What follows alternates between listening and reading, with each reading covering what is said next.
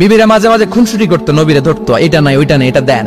একবার সব বিবিরা টাইট করে ধরছে, ও নবী, আয়েশার ঘরে যেদিন থাকেন সাহাবারা বেশি হাদিয়া পাঠায় কেন, আমাদের ঘরে যেদিন থাকেন পাঠায় না কেন? কালকে জুমার নামাজের পরে ঘোষণা দিবেন সবার ঘরে সমান সমান হাদিয়া। নবী কয় আমি হাইতান্ন। ও মিয়া, কে হাদিয়া দিবে, কটুক দিবে, এটা কি ইমাম সাহেবের কাজ? ইমাম সাহেবের বাসায় কে কোন দিন কি খাওয়াবে, কি গিফট দিবে, এটা তো যে গিফট দিবে তার ব্যাপার। বিশ্বনবী বললেন আবু বকরকে সবাই ভালোবাসে, তাই আবু বকরের মেয়ের ঘরে যেদিন আমার ডেট পরে থাকার সময় ওই দিন হয়তো বেশি হাদিয়া পাঠায়, তোমাদের ঘরে পাঠায় না, আমার বলার কোনো সুযোগ। বিবিরা কয় না, আপনারে বলতেই হবে। নবী কয় আমি পারবো না। বিবিরা কয় পারবেন। ইন দ্য মিন টাইম দরজার পার থেকে কে যেন সালাম দিল, আসসালামু আলাইকুম ওয়া রাহমাতুল্লাহ। বিশ্বনবী বললেন ওয়া আলাইকুম আসসালাম। বিশ্বনবী বুঝতে পারলেন সালামটা আমার ওমরের সালাম। বিশ্বনবী সালামের উত্তর দিয়ে বিবিদের দিকে তাকায় দেখে একটা বিবি ওর সামনে নাই, সব উদাও, ভ্যানিশ হয়ে গেছে। ওইযে ওমর, সুবহানাল্লাহ পড়বেন না? এই জন্য ওমরকে শয়তানও ভয় পেত। আমার মেয়ে, একটা মাত্র মেয়ে, খাইতে চায় না। শুধু আমার মেয়ে না, অধিকাংশ বাচ্চাদের এই অবস্থা। ওরা আম্মু দিক দিয়ে খাওয়ায়, আবার দৌড় দেয়, আবার আমি খাওয়াই, আবার কান্নাকাটি করে, বলে গল্প শোনাও, তাইলে খাবো। এখন গল্প শোনাইলেও খায় না। বর্তমান সময়ের ছেলে মেয়েগুলো এরকম, এত জ্বালাতন করে। খেতে চায় না তো বলতে হয় বাঘ আসবে বাঘ, সিংহ আসবে সিংহ, সিংহ মামা আসবে, ঘুমাও ঘুমাও, এগুলো আমরা বলি না? বড় দোষী তো তার কি বলেন, বাচ্চা যদি না ঘুমায় না খাইতে চায় এগুলোই তো বলে। বাঘ আসবে, বিড়াল আসবে। মদিনাতে ওমরে ফারুক যখন খলিফা, মদিনার কোন বাচ্চারা যদি না খেতে চাইতো, না ঘুমাইতে চাইতো, মদিনার মায়েরা বলতো তাড়াতাড়ি ঘুমাও, ওই যে ওমর আসতেছে ওমর। কি শাসক ছিলেন সাইয়েদনা ওমর, সবাই সমান, উনার বিধান উনার রীতি সবার জন্য সমান। মদ খাওয়ার অপরাধে নিজের কলিজার টুকরা ছেলে আবু শাহমাকে 80টা বেত মেরেছে। হাদিসটা দাঈফ, তবে শিক্ষা আছে আমাদের জন্য। 80টা বেত মেরেছে। এক রাতে পাওয়া যায় বেত মেরে ছেলেটাকে আহত করে ফেলেছে, আর এক রাতে পাওয়া যায় পিটাতে পিটাতে ছেলেটাকে দুনিয়া থেকে শেষ করে ফেলেছে। ছেলের মুখে গন্ধ পেয়েছে। আর শরীফতা খামরান, কিরে মদ খাইছস? কয় না বাবা, শরীফ তো নাবিজ, আমি নাবিজ খেয়েছি। নাবিজ খাওয়া যায়।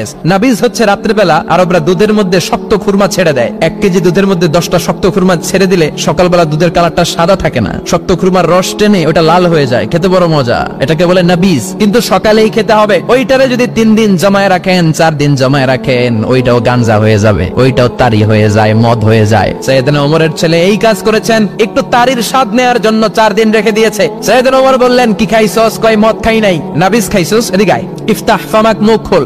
করার পরে মুখের সামনে নাক নিয়ে গন্ধ দেখে মদের গন্ধ, কলারটা ধরে মসজিদে নববীতে নিয়েছেন। ইন দা মিন টাইম মসজিদে নববীতে জোহরের নামাজ হয়। নিজের ছেলেকে মসজিদে নববীর উস্তানা বলে, উস্তানাতু মসজিদুন নববী, মসজিদে নববীর পিলারে বেঁধেছেন। যেহেতু উনি খলিফা, মসজিদে নববীর ইমাম, জোহরের নামাজের ইমামতি করলেন। সালাম ফিরালেন, আসসালামু আলাইকুম ওয়া রাহমাতুল্লাহ, আসসালামু আলাইকুম ওয়া রাহমাতুল্লাহ। সালামের পর বললেন মাকানাকুম ইনদানা হাদ, সুন্নতের পর বসে যাবেন, আমাদের একটা হদ আছে। আল্লাহর দেয়া যে বিধান, বিচার, এটাকে আরবিতে বলে হাদ, প্লুরাল হচ্ছে হুদুদ। আমাদের হুদুদ আছে, মানে গুরুদণ্ড আছে, বসবেন। হাজার হাজার মানুষ সবাই ওযু করে যখন ঢুকতেছিল, দেখে আবু শামা পিলারে বাঁধা। সবাই তো আশ্চর্য, কি আজীব তামাশা, প্রেসিডেন্টের পোলা বাঁধা। নামাজের পরে বাইরে আসার পরে হাজার হাজার মানুষ তাকিয়ে আছে, কানাঘুষা শুরু হয়ে যায়। সবাই বলে কি হয়েছে? প্রেসিডেন্টের ছেলে।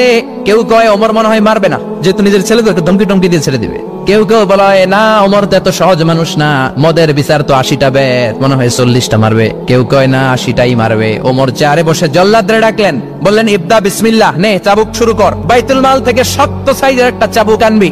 জল্লাদ চাবুক এনে দাঁড়ালেন। ওমর বললেন ইবদা বিসমিল্লাহ, শুরু কর। জল্লাদ মারতে শুরু করেছে। ওয়াহিদ, ইতনাইন, তালাতা, 3টা মারার পরে এক থাপ্পড় মেরে জল্লাদকে 3 হাত দূরে ফেলে দিলেন। ধমক দিয়ে বললেন তুই চাবুক মারস নাকি চাকরি বাসাস? আসলে জল্লাদ কিন্তু আসতে মারে নাই, দেহের যত জোর ছিল জোর দিয়ে মেরেছে, কিন্তু ওমরের পছন্দ হয় নাই। ওমর বলে আইন্দাকা তালাতা আইন্দে ওয়াহিদ, তোর হিসাবে চাবুক মারা হয়েছে 3টা, আমি ওমরের হিসাবে মায়ের হয়েছে 1টা। চাবুক আমার হাতে দে, আমি 2 নাম্বার থেকে শুরু করি। ওমরে ফারুক 2 নাম্বার শুরু করলেন। 2, 3, এক একটা চাবুক মারে, ছুপ ছুপ করে চামড়া ছিলে, রক্তগুলো মসজিদে নববীর বারান্দার পিলারের মধ্যে লাগে।